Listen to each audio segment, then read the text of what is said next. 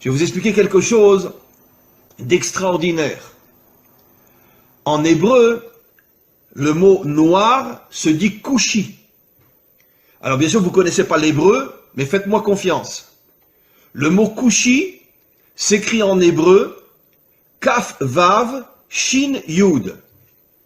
Kaf vav, vous savez qu'en hébreu, chaque lettre a une valeur numérique. Ce qui nous permet de pouvoir faire des correspondances entre des mots différents s'ils ont la même valeur numérique. C'est un des génies de l'hébreu, de pouvoir expliquer le sens d'un mot par rapport à un autre mot qui a la même valeur numérique. Alors, les deux premières lettres du mot kushi, qui veut dire noir en hébreu, c'est kaf vav, qui a pour valeur numérique 26. 26 est la valeur numérique du nom de Dieu. Le nom de Dieu tel qu'il ne se prononce pas, parce qu'on attend la délivrance pour le prononcer véritablement, c'est un Yud, un Vav, un Yud, un He, un Vav et un He. Et ce nom de Dieu qui figure dans toute la Torah en hébreu a pour valeur numérique 26. Après vous avez Ku, donc Kaf Vav, le nom de Dieu, le véritable nom de Dieu, le véritable nom de Dieu dans le mot, donc qui fait allusion aux Africains, aux Noirs. Et après, vous avez Shin Yud, qui veut dire Yesh. Ça veut dire que Kushi signifie Yesh Hashem, il y a Dieu. Ça veut dire que dans l'Africain se trouve Dieu. C'est absolument incroyable.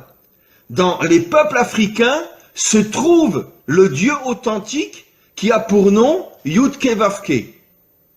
Incroyable. Ça veut dire que, caché à l'intérieur des peuples africains, se trouve le véritable Dieu. Et c'est pour ça que, en hébreu, on appelle le noir Kushi, qui fait allusion à Yesh Havaye, Dieu se trouve à l'intérieur des peuples africains. Incroyable. Mais vous devez au fur et à mesure prendre conscience que vous devez vous réveiller. Vous devez dévoiler la dimension royale qu'il y a en vous. Vous devez vous débarrasser de vos habits d'humiliation, d'esclavage, etc. Et prendre conscience que le masque qu'on a voulu vous coller, c'est justement pour vous empêcher de devenir ce que vous devez être. Et vous allez devenir ce que vous devez être. Mais pour ça, encore une fois, il faut vous renforcer sur le plan spirituel, sur le plan moral, et petit à petit sur le plan des actions aussi. Il est grand temps, et je sais que ça se fera un jour, où les peuples africains se révolteront contre toute la dictature blanche qui exploite toutes les richesses des Africains. Et encore une fois, j'oserais presque dire, et je le dis avec la plus grande sincérité, soyez fiers d'être noirs. Soyez fiers d'avoir la couleur que vous avez. Parce que cette couleur qui est inscrite sur votre peau témoigne du fait que vous avez été choisi par le maître du monde pour dévoiler sa royauté dans le monde, comme je l'ai expliqué, puisque le noir est la couleur de la royauté d'Hachem. Donc, arrêtez d'être meurtri ou d'être humilié par tous ces racistes qui vous considèrent comme je ne sais quoi, comme ils considèrent les juifs d'ailleurs, et dites-vous, c'est le contraire. C'est justement parce que je suis un roi que tu veux faire de moi un esclave. Mais un jour viendra où vous comprendrez, vous les autres peuples, quelle est notre mission, quelle est notre grandeur, quelle est notre force. Et un jour viendra, on réussira tous ensemble, avec l'aide du Maître du monde, à dévoiler sa royauté sur terre. Be'ezrat Hashem, c'est-à-dire en hébreu, avec l'aide du Maître du monde. Les plus grandes guerres, les plus grands massacres, dans toute l'histoire humaine, c'est le monde occidental. Pas le monde occidental uniquement moderne, bien que le monde occidental moderne, entre la Première Guerre mondiale et la Deuxième Guerre mondiale, sont morts 70 millions de personnes. En 40 ans, 70 millions.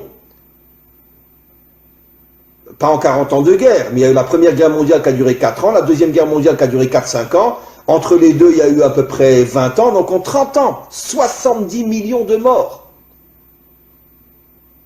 En deux guerres qui à elles deux, ont duré 8-9 ans. 70 millions de morts, sans compter tout ce qui s'est passé avant, les croisades, l'Inquisition, la guerre de 100 ans, etc. Donc ce sont vraiment des gens qui vivent, comme on l'a vu précisément dans la paracha de la semaine dernière. Yitzhak, quand il bénit Esav, il lui dit, tu vivras, Becharbecha Tirye, tu vivras avec ton épée à la main. L'Occident, c'est un peuple guerrier. D'ailleurs, j'expliquerai ce soir dans un autre cours qui sera aussi sur mon site, qu'en vérité, c'est la raison pour laquelle le monde occidental a adopté la religion chrétienne qui ne parle que d'amour et de bonté pour se créer une vitrine et cacher son véritable caractère.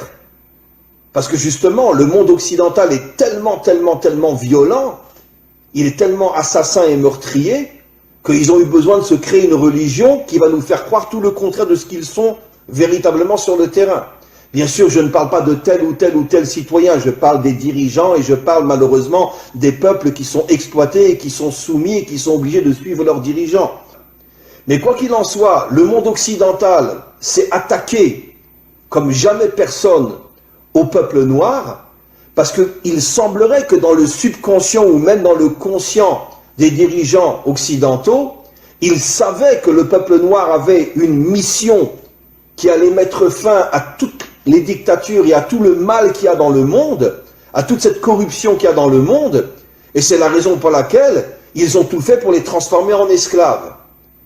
Comme l'expliquent nos maîtres, quand tu veux savoir quelle est la mission d'un homme, regarde le mal qu'on lui fait. Si un homme est transformé en esclave, ça veut dire qu'il a une nature de roi. Et pourquoi on le transforme en esclave? Pour l'éloigner au maximum de sa mission d'être un roi, ou de dévoiler la royauté d'Hachem.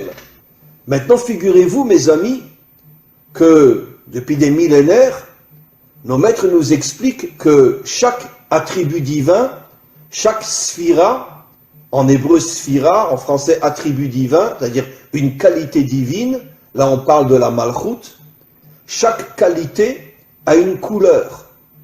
Et figurez-vous, quelle est la couleur de la malchoute? Noir. La couleur de la malchoute, c'est le noir. C'est absolument incroyable. La couleur qui définit la malchoute, la royauté, c'est-à-dire le dévoilement de la royauté d'Hachem dans ce monde, c'est le noir. Vous comprenez, mes amis, quel est le lien entre la mission d'Israël et les peuples africains? Comment se fait-il que les peuples africains sont noirs? Comment se fait-il que la première épouse de Moshe était une africaine? Que la préférée de toutes les épouses du roi Salomon était une africaine? Comment se fait-il qu'Israël a reçu pour mission de dévoiler la royauté d'Hachem dans ce monde et qu'il y a sur terre la couleur noire? Et nos maîtres affirment depuis des millénaires que la couleur noire est l'emblème de la royauté d'Hachem. Eh bien, mes amis, vous comprenez quelque chose d'absolument incroyable. Que les peuples noirs, eux aussi, comme Israël, sont en première ligne du dévoilement futur d'Hachem en tant que dirigeant de ce monde. Mi chamocha ba'elim Hachem, qui est aussi grand que toi, Dieu du monde? C'est lui qui a dit ce verset-là. C'est-à-dire, c'est lui qui a reconnu la grandeur de Dieu. Et nos maîtres nous disent que cela fait allusion à la délivrance finale, où toutes les nations reviendront vers Dieu et diront « Qui est puissant comme toi, maître du monde ?» Mais moi, ce que je rajoute, c'est qui a dit ça? Qui est le modèle de la délivrance finale au niveau des nations? C'est Pharaon. Et nos maîtres nous disent Pharaon était un Africain, un Noir. Ça veut dire que la Torah nous révèle il y a des millénaires que le modèle, que le phare du retour des nations à Dieu, le Dieu authentique, ce sera un Africain ou les Africains et non les Blancs, non les Occidentaux. Après, tout le monde suivra, les Asiatiques, les Occidentaux, tout le monde suivra. Mais c'est Pharaon qui a dit « Qui est comme toi, Dieu, créateur du monde ?»